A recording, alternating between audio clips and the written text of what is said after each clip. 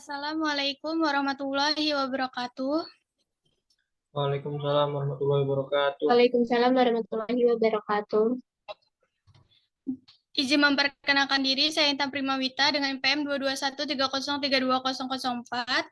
Baik, di sini saya akan menyampaikan presentasi saya dengan topik Pancasila sebagai sistem filsafat. Filsafat berasal dari kata Yunani, philos atau philen, yang berarti cinta atau teman, dan sophos atau sophia artinya hikmat atau kebijaksanaan. Secara epistemologi, filsafat diartikan sebagai cinta kebijaksanaan. Pancasila sebagai sistem filsafat adalah suatu kesatuan yang saling berkaitan. Artinya antara sila-sila Pancasila saling berkaitan, saling berhubungan, bahkan saling berkualifikasi. Pemikiran dasar yang terkandung dalam Pancasila yaitu tentang manusia yang berhubungan dengan Tuhan, dengan diri sendiri, dengan sesama masyarakat, bangsa, yang nilai-nilai itu dimiliki oleh bangsa Indonesia.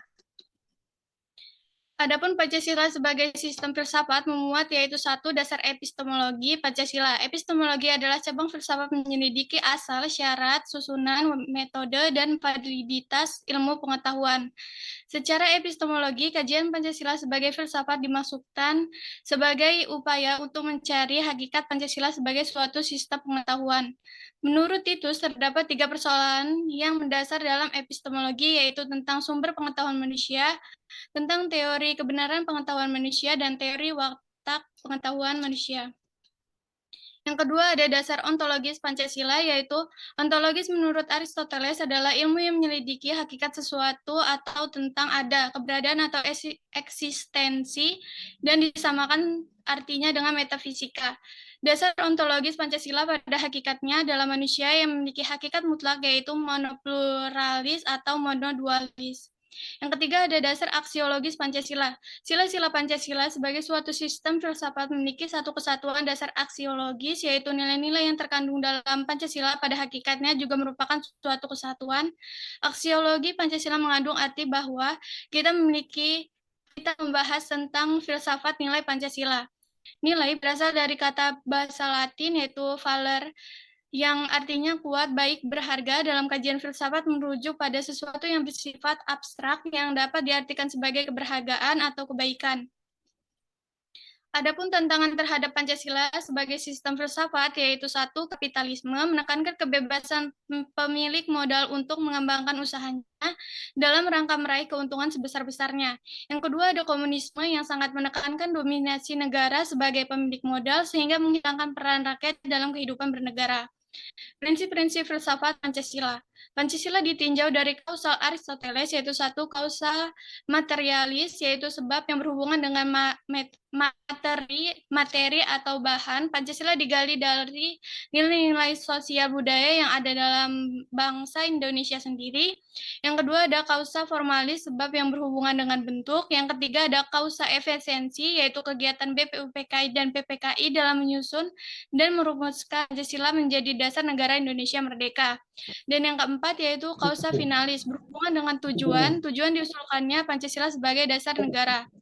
Inti atau esensi sila-sila Pancasila meliputi yaitu satu, ketuhanan yaitu sebagai kausa prima, yang kedua ada kemanusiaan yaitu makhluk individu dan makhluk sosial, yang ketiga ada kesatuan yaitu kesatuan memiliki kepribadian sendiri, yang keempat ada kerakyatan yaitu unsur mutlak negara harus bekerja sama dan bergotong royong.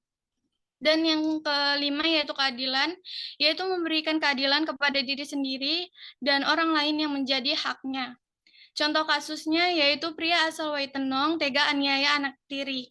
Petugas unit Satreskrim Polsek Sumberjaya berhasil menangkap Bahroni Novansyah yang diduga terlibat kekerasan pada anaknya Anissa Meilani yang merupakan anak tirinya. Kanit Reskrim Polsek Sumberjaya Ibda Mahmudi yang memimpin operasi penangkapan pelaku membenarkan kejadian tersebut. Saat itu, korban yang baru saja pulang sedang duduk-duduk santai, tiba-tiba pelaku datang marah-marah sambil memukul meja yang terbuat dari kayu, yang berakibatkan penyangga meja tersebut patah dan roboh. Karena aksi pelaku, korban terjatuh tertindih bagian lebam pada paha dan betis kanannya. Hanya sampai di situ, pelaku menjambak rambut korban dan membenturkan kepalanya sebanyak 5 kali ke dinding rumah. Selesai menganiaya, korban, pelaku mengancam korban agar jangan menceritakan kejadian tersebut kepada siapapun.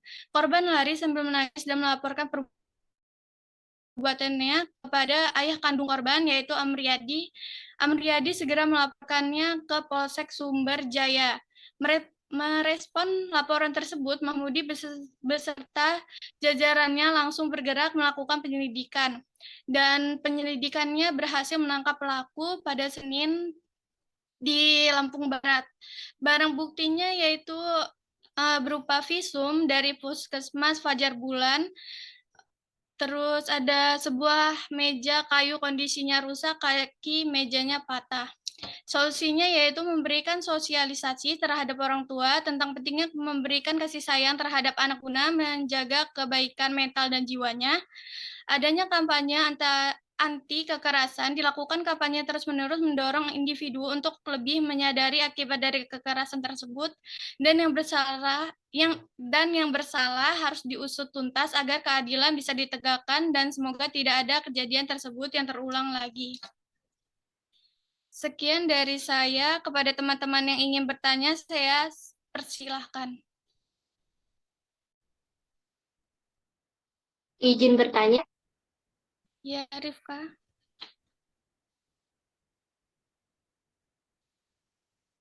dari yang telah disampaikan oleh Intan, bagaimana peran Pancasila sebagai sistem filsafat di era sekarang ini?